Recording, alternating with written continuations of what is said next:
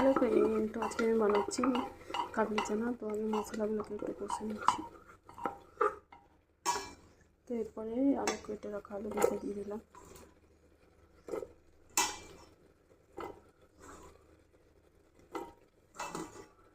অনেকদিন পরে রান্নার রেসিপি দিচ্ছি।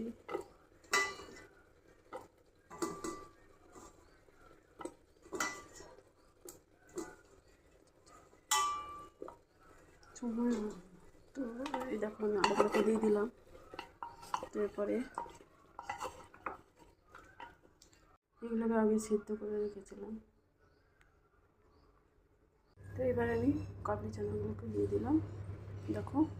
তো এরপরে আমি একটু নাড়িয়ে দেবো, দিয়ে ঢাকনাটা লাগিয়ে দেবো।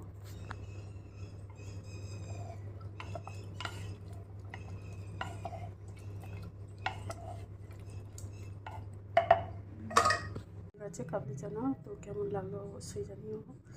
আবার আসবো নেক্সট